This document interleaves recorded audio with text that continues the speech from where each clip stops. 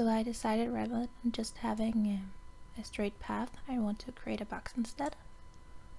So I go to the left menu and create a rectangle. And as you can see, it's filled. And go to Object, Fill and Stroke.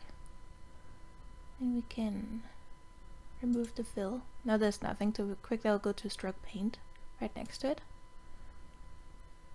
Flat Cutter. There we go.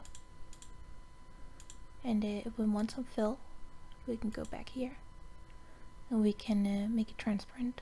Let's take down the opacity.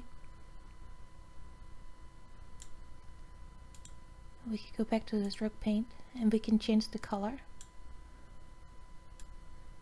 of the stroke. There we go.